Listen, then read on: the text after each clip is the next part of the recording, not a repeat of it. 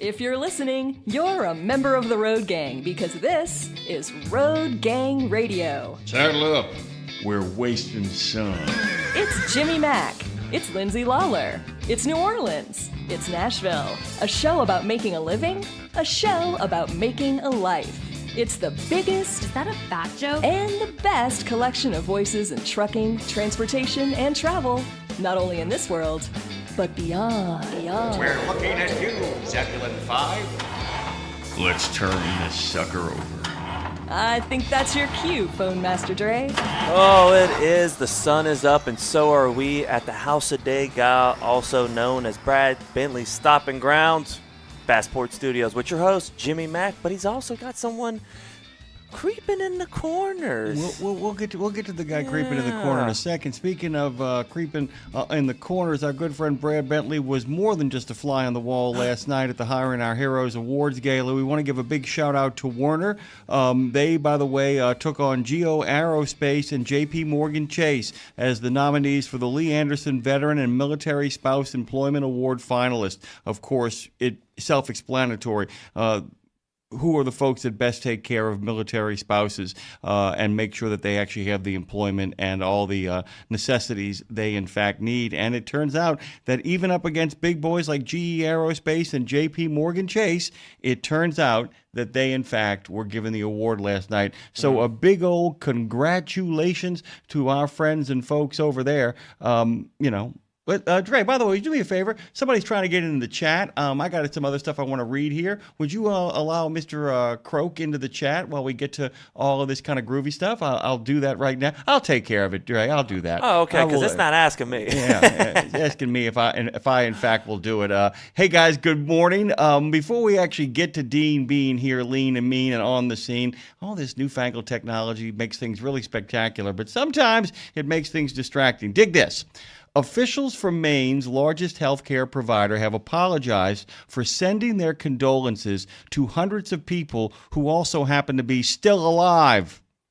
A computer system error, I almost made Dean choke his coffee up there. A computer system error caused Maine health officials to send letters of condolence to more than 500 living people to inform their next of kin of their reported deaths. Maine Health, which, by the way, is the state's largest provider of medical services, sent the false condolence letters to 531 people on October 20th. Happy Halloween, by the way. WCSH reported, Maine Health sincerely regrets this error. You think? That's what they said in the prepared statement. Well, obviously, they took a little more time preparing the statement than they did trying to figure out whether they should tell people they're dead or not. Maine Health sincerely regrets this error. The cause of the mistake? A computer program that generates estate vendor letters.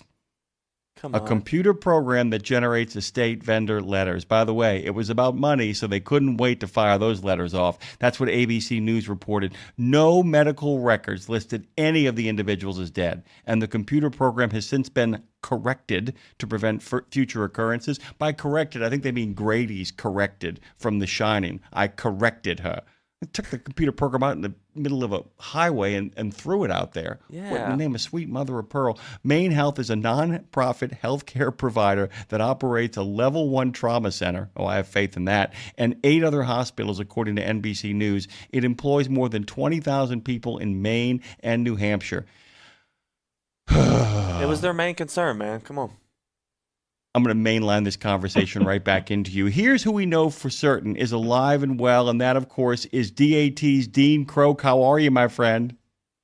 Yeah, good morning. Great to be with you. Gosh, what a great start to the show. Indeed. Good morning, brother.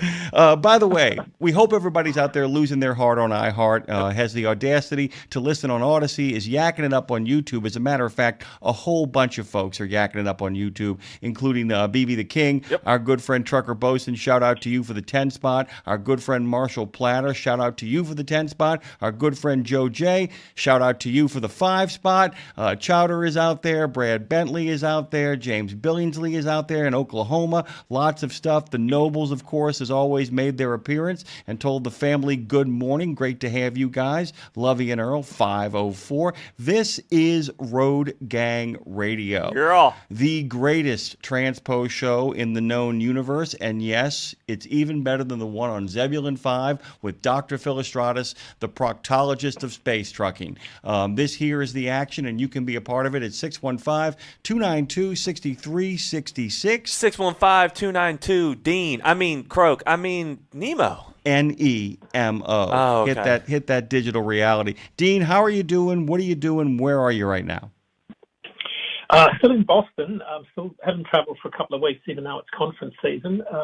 Just getting ready to hit the road again. Some customer visits. We've got a bunch of truck shows. So, as we talked about on the last show, this is truck show season. We've got Trucks for Charity in Connecticut. We've had a couple of really successful New England truck shows. We raised nearly $60,000 over 2 truck shows here for a couple of cancer foundations, one for a young boy that's battling cancer for the second time this year, and the Dana-Farber breast cancer. So we had a couple of really good weekends, the last 2 weekends in a row, where almost 200 truckers, across 2 weekends came out, fall weekends. Both of them very interesting. We're in apple orchards because it's apple picking season up here in New England. So the scenery was spectacular. The weather was great, but the big hearts that truckers have after working incredibly long weeks and taking their time after hours to get their trucks shiny, to come out and take time to show how proud they are of their equipment, but also to raise money for families that are doing it tough, just amazes me. And I did a post on social media about it, and I'm not sure a lot of people got it, but all you read about in the industry is the less than 1% of the industry who apparently have trouble with English language, and who are, the 1%ers who are probably the 1%ers who have been in the industry for maybe 50 years that I've been watching the industry, no matter what cycle we're in. But I made the point that they're not the majority of the industry. The majority of the industry haul freight under 250 miles. They're the guys that are at these truck shows every weekend. They work 70, 80 hours a week, and they pony up on weekends and come out and raise money for families. They're the backbone of the industries. But the point was that the guys that are at these truck shows come from all walks of life and cultures. Some of them speak broken English, but they're all citizens. They're all hardworking people, but they are the US trucking industry, and they aren't the people that you read in the media and on social media. So I kind of tried to make this point on LinkedIn. I'm not sure it resonated with most people because, as you know, the squeaky wheel gets the most attention in the media. And of course, I think it got drowned out. But I made the point that the majority of the industry are represented by the folks that go to these truck shows. And even though they aren't the long-distance guys, they are the guys that move. I think it's 93% of the freight that gets moved in this country moves under 250 miles. And they are the guys that go to these truck shows. Yeah, and it's a great point about there's 1% in one direction, but that you have to realize there's 1% in another direction as well. And this is kind of my news tip, or making a decision out there on the roads and highways and byways to be a PR spokesman for the trucking industry. I'll make this really clear. I don't mean being a PR spokesperson for the ATA or any other organization that speaks for truckers. That's not what I'm talking about. There is a lot of stuff in the news right now about a lot of what is going on that is wrong, a lot of what is going on that is troublesome. So it doesn't need your help, is what I'm telling you guys out there. And I'm not saying that you should counteract things that are the truth. That's not what I'm saying. But you should remind people that if any good comes of what is happening right now, it is about making the space safe and making the space more profitable for people, most of whom are absolutely playing by the rules and doing what they should be doing. And they come from all walks of life and all different cultures across this great country of ours. And that's not to minimize what's going on out there, because what's going on out there is wrong and has absolutely destroyed a big part of our industry. There's no question that some of the illegal stuff that's been going on, both at a federal level and at a training school level, corporate level, driver level, some of the stuff going on out there is absolutely wrong. So I'm not trying to minimize that. I'm just saying that, in the big picture, don't forget that that's not the trucking industry. And I think a lot of people miss that, particularly the people that watch our industry that aren't in our industry. That's exactly it. That's it. Yeah, I have people that aren't in our industry, Jimmy Mac, and they say, "Oh, so all of you truckers, can't speak English." And I say, "Whoa, hold on a minute! Like, no, that's not the trucking industry. Let me educate you on this," because they read the news and they have this perception of the industry, and it's wrong. And I think that's where we kind of do ourselves a disservice with the way we've gone about this. Yeah, and that's the big thing too, is that we should be telling the stories. We should be, if in fact the problem is as widespread as some people are reporting, then we should be telling the stories about all the men and women who are doing it right and playing by the rules, whether they come from here and have done the whole process the way they should, or whether they were born here and have a deep love of the road, of these particular roads. Something really cool as well too is that we had a chance to talk to Andy Polikoff and Jeff Burkhardt of CVTA. Talked to them for about 10 minutes on Nemo Nation, then brought them back for a 30-minute segment where they could really kind of dig into their ideas. OOIDA, with Trucking with OOIDA, picked up the ball and on Tuesday did a lengthy, whole long hour conversation about this. I think that someplace, Dean, between what Trucking with OOIDA was talking about with those folks and OOIDA's proposal to really kind of make the CDL, the acquiring of the CDL, the real firewall, rather than turning the FMCSA or the DOT or any law enforcement agency into having to scramble after the problems have started. One of the best ways we can improve things right now is by simply going through a process that actually creates a certification process that resembles something closely to an actual university system. That, I don't mean making it into college, guys. I'm talking about certification, where states and the federal government are empowered to say, you don't follow the rules, you're out. If we can get rid of the CDL mills, it's one of the. I think it's as close to a magic bullet as there is to make it tougher, or at least more rigorous. How about that? Not to make people jump through flaming hoops, but to actually make a rigorous process of training and how we go about doing that. If you do that, you'll never get to the next problem, Well, when I moved here, so this is coming from someone that's done a few million miles and got into a lot of trouble, making a lot of mistakes as a driver. When I first moved here, someone said to me, "Oh, you can go through a training school for 3 weeks and then go out on the road and drive a truck." And I said, "Are you kidding me? You can do that?" And I thought that is a level of insanity, because that makes no sense to me that you could be behind an 18-wheeler. Now, luckily, my comment was, well, luckily you've only got one trailer on, right? So that minimises the amount of trouble you can get into, and you only got 80,000 pounds. Because where I come from, that's not a knife. It's to use Crocodile Dundee terminology, right? And I thought, well, that's a knife. Such good roads here. That makes it somewhat more.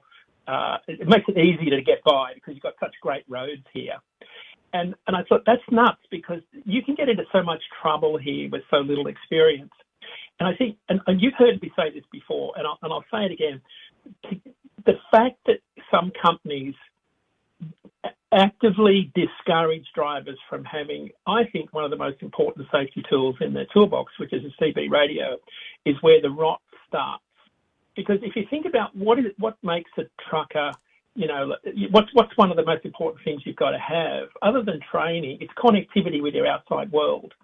It's like if you're not connected with everybody around you, what are you doing?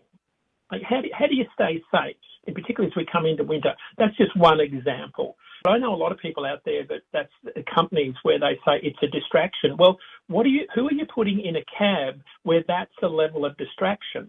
And I think what we've done over the years is we've allowed a level of training standard where little things like that can become distractions. So I think the industry have facilitated this situation where we've had this, I'll call it training creep, where over the years we've allowed the standard to gradually degrade over time to a level where we've said enough's enough. The standard is not good enough and here is the product of it in front of our very eyes. And I think we're at a point where there is a reckoning, because we do have too much capacity. The system is weak, it's got cracks, and now we're seeing it where we're at the bottom of this cycle, Jimmy Mac, where, broker margins are now compressed to a level that are unsustainable. Carrier margins are right at the bottom where they are not sustainable. We're at the bottom of this cycle where what we call equilibrium. And at the bottom of a freight cycle like this is where you start to see people get squeezed out, both on the carrier and the broker side of this equation, because you can't go any lower than where we are right now. And shippers are at a point where they start to say, we're worried about capacity not being around for us next year. But that's an active discussion. Yeah, that's what, I guess the analogy would be with price destruction, where people are like, we're finally getting these people out. Yeah, but it waited so long that, okay, this is what's interesting. The problem is that you want to move some of the capacity out. You want to get people out so that you can actually kind of develop an equilibrium. But if it crashes out, and if it, okay, let me go to left field here because I like to go out there, is the fact that, when the bailout happened, back with the car bailout, Ford did not take a bailout. I don't know if you know this, Dean. Ford Motors did not take a bailout that the other of the big three, Ford didn't. But Ford went down to Congress and said, you got to do the bailout. And they're like, but you're not taking it. They said, you don't understand. If these guys go under, they're going to pull us under, because they're going to pull under so many of the people that we work with. It's going to pull those people we work with under with them, and we're going to be left without the necessary components to do what we have to do. And if, in fact, the destruction of what is happening right now, if it destroys it too much, it means when we finally get back up to speed, that will be a cycle that we don't want to get into. The idea, if that becomes the predictable cycle of destroy, overcapacity, destroy everything, and even things that should have been able to hold on, and then you come back and then you hit the switch again, and then we get 2021 where people don't realize the entire system clogged up because there was such a pent-up demand for goods and getting out there that it clogged the system, and then everybody races back in, and once again the whole cycle starts all over again. I mean, it's a mess. Oh, Dean, we have to go to the phone here real quick, and we're going to talk to Chowder. We're going to have to do the way we always open the show with our pledge and national anthem, but I wanted to get Chowder in here. What's going on, brother? Morning, family. Good morning, my favorite Bostonian, Dean. Morning, Brad, hiding in the corner. Hope we all are well today. Thank you, sir. What's going on? Did we lose him? I think he's still there. He got his morning in, Dean. He got to say good morning, but that's as far as he got. Guess we lost his Chowder. Hey, I couldn't agree with you more on some of this. I don't understand this. How do we put people out here hauling doubles that actually don't have to go, take a test driving the doubles? You just take a written test, and we call that safe, apparently. And I'm not really sure how we do 3-week, 4-week driving courses when, you might come from South Key West, Florida, and you're going through a driving school in, I don't know, maybe November, and then you're turned loose in, December with no snow training, and apparently that's called safe. But this what I got's really for the birds, 48,000 pounds of bird seed. But I probably should have some training on how to do this myself. So I kind of agree what you're saying on a lot of that. I believe if we get rid of some capacity, though, we probably can get some freight rates up, because that supply and demand cycle would be a great idea. And speaking of, I got a couple things. Supply and demand side, Jimmy, I was going to talk about this trucking thing with you today. I sent you that picture of that warehouse down in Houston, of all places, Dean. I think there's some kind of barge and shipment area, port down there that moves a lot of freight. I pull in there at 8:30 or something, and the lady tells me I'm going to have to park and wait because they have no docks available for us. And they wonder why drivers are getting a little upset. They had 83 docks there with 4 drop trailers in it, and yet they apparently have no dock space for us to get loaded. I think this might be part of a problem. I don't think it's dock space. I think it's worker performance problems, as in they don't show up. A little frustrating, which leads me to my problem of dark 30 working this morning. We'll just say a person of non-American descent, and they weren't from your part of the world, Dean. It was more of one of those Cantonese areas. Driving an oversize. Comes in and asks me on my door, are you out? And I'm like, well, of course I'm out. I'm not in a house. Well, come to find out, what he was trying to communicate was, and I'm a little lost on where he got this training from. He's in an oversize of a double drop, right, in a parking spot, and he wants my parking spot for whatever reason, and he's going to move out in front of me along the curb so he can back straight into the parking spot I'm in a dark parking lot. Now, I've never hauled a lot of oversize, but pretty sure there's something about driving in the dark with that stuff. He was so bad and inexperienced, he pulled up on Quick Trip's parking lot in front of me and commenced to back his double drop low boy with an oversized grader on it up over their curbing and through their light pole. I'm thinking that DOT and the cops were going to have a word with him after I left. Where is this training of qualified, educated drivers coming from? It seems like we're getting a CDL from wherever, and we're allowed to become an owner-operator out of a cracker box anymore. Is this a normal occurrence you're seeing in the DAT reporting issues? We don't see it in our world because we don't have any real visibility into the driver side of the equation. But more broadly, I don't. Where is sort of like common sense? That's the part that I don't get. Like, you shouldn't need to be trained in that kind of stuff at all. Like, that to me is the level of common sense that why would you even do that in the dark? That makes no sense. Yeah. That's not even, you shouldn't even need to be trained in doing that, because in the dark, that's not the sort of stuff you do at all. Charter, I hate to do this. Well, you know what they say. Go ahead. You can get everything off of Amazon except for common sense and critical thinking. So maybe that's the problem. That's a good place to end it here. Charter, would you do me a favor? Would you say, belatedly, here is your pledge, national anthem, Embracing Cup of Java? We lost him. We lost him. Okay. All right, Charter, thank you so much for the call. We'll take a quick break here to get the pledge, national anthem, Embracing Cup of Java from Pastor John. Take it away, Dre. I pledge allegiance to the flag of the United States of America and to the republic for which it stands, one nation, under God, indivisible, with liberty and justice for all.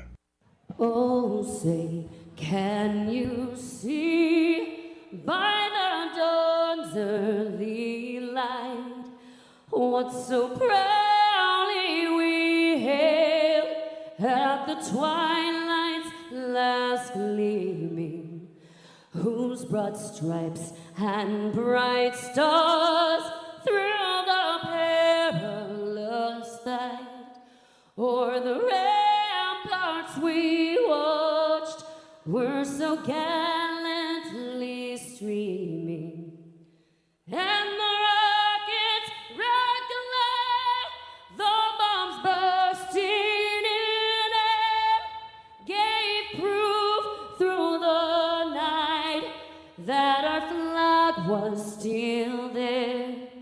Oh, say, does that star-spangled banner yet wave o'er the land of the free and the home of the brave?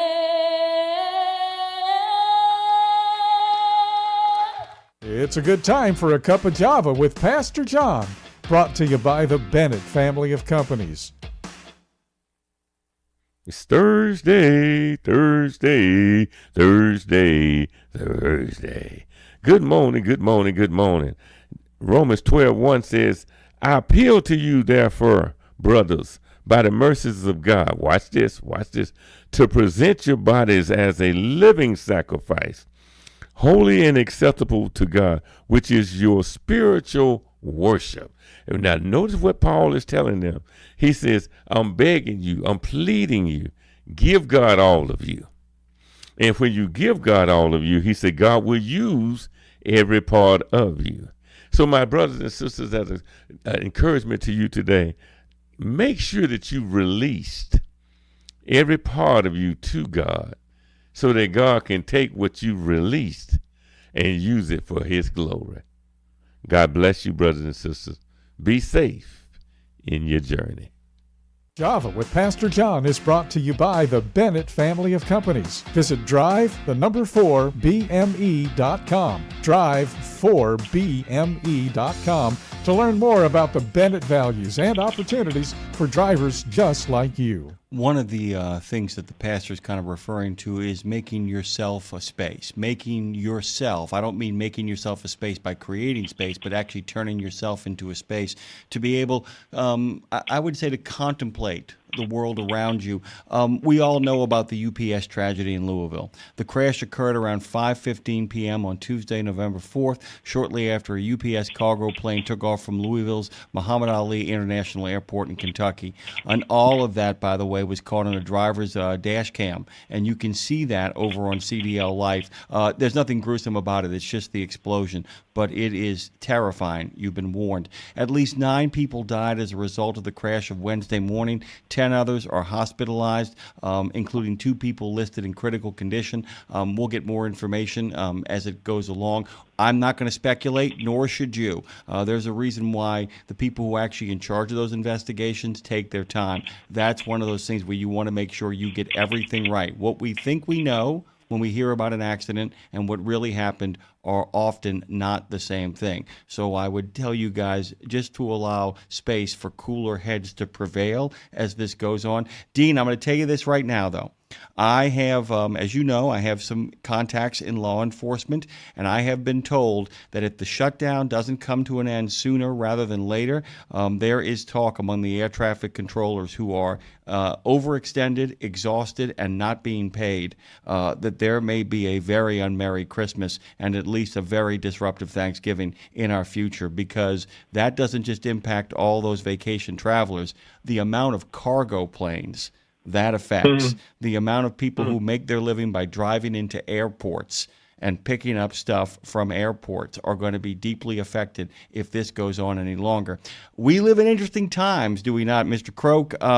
It looks like there might be a little bit of movement with the president himself, pretty much telling his party member, who is the Speaker of the House, to get off his tuchus and get something done to kind of seal the deal and bring the government shutdown to an end. We can speculate if the events on Tuesday night had any impact on that. The president seems inoculated from it, but those Republican congressmen might begin to feel pressure in regards to their home district, given the numbers that came in. Like I said, guys, I'm speculating here, nor am I being partisan. Dean Croke joins us this morning on Road Gang Radio.